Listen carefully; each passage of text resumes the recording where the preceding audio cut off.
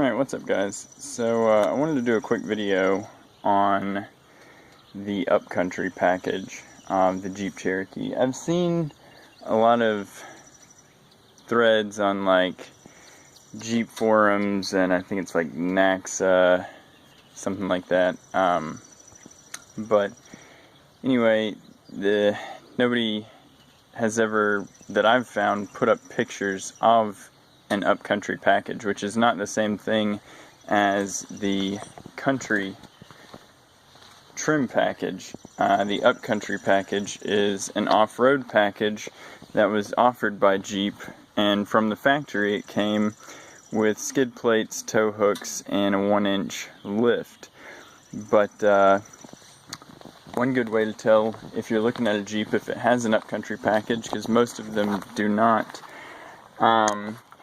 if you can see just what's barely left of that sticker in the lower right corner of my rear window. So it was there in a little greater detail whenever I bought it 5 or 6 years ago. But what it used to have like a pine tree here and a moon and some hills, and it said Upcountry Suspension Group. So the ones with the upcountry package had that sticker in the rear window. They have a gas tank skid plate, so steel skid plate there. They have a transfer case skid plate there.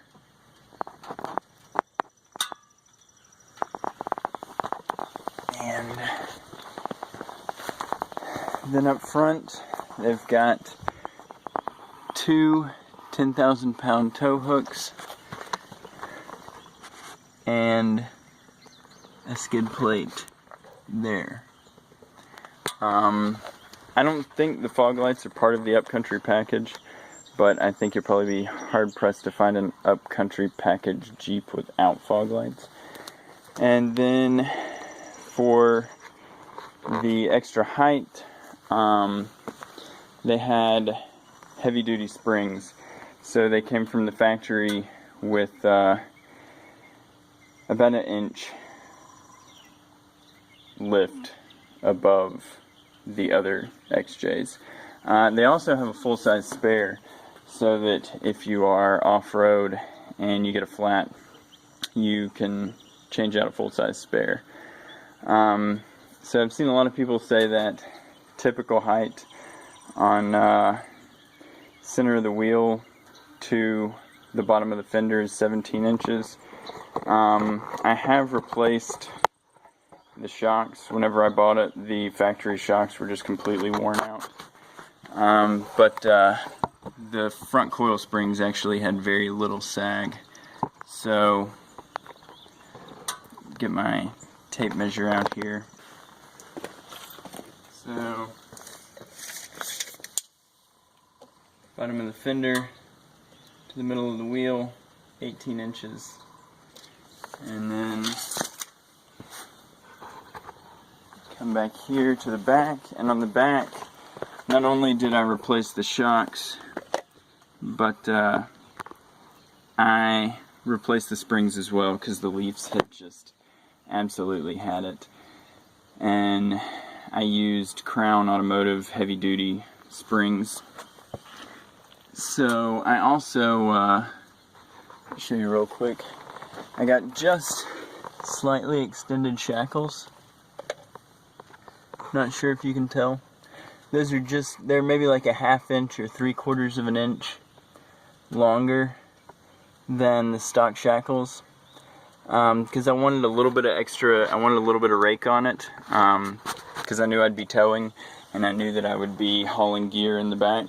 And I didn't want it to squat the back down whenever I got it loaded up with gear in the back or towing. So there's probably maybe an inch of rake from the front to the back, but the back has got a ton of stuff in it right now. On top of the spare, which probably weighs 60 pounds, there's probably another 150 pounds worth of stuff in it, and even with 150 pounds worth of cargo in the back, we're still at almost 18.5 from the bottom of the fender to the center of the wheel on the back. So whenever I've got it completely unloaded, it's sitting at probably 19.25, maybe 19.5.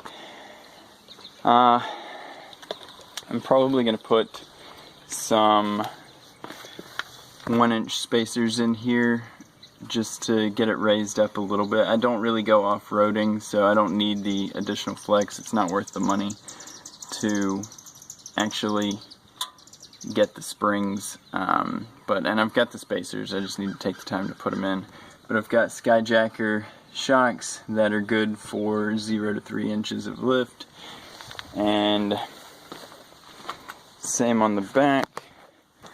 You can see Skyjacker shock, and then just the Crown Automotive heavy duty springs. So if you are replacing your, I don't know if you can see the Crown logo on there or not, but if you're replacing your suspension and you want to do it, relatively on the cheap, you can get Crown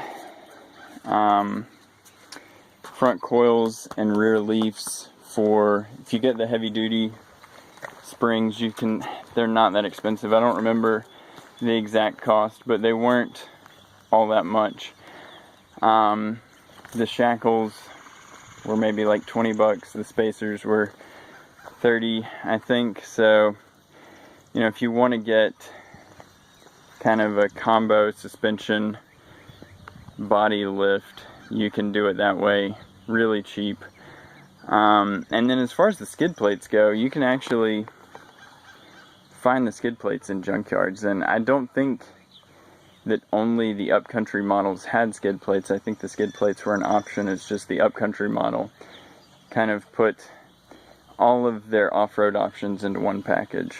But anyway, hope that helps if you're trying to figure out what an upcountry model XJ is, and if you want to convert yours to it, it's pretty easy. You can get the springs really easy. You can actually just do I think a ZJ Grand Cherokee front springs from a junkyard, and that'll give you the inch in the front. And you can find the skid plates in the junkyard too. There's also, and I'll put a link in the description, there is a difference in the skid plates for 84 through 96 versus 97 through 2001, but I'll put a link in the description to that video. But basically, if you're buying skid plates for your Jeep, make sure you get them off of the appropriate body style. The slightly updated body style for 97 through 2001 had a different skid plate for the front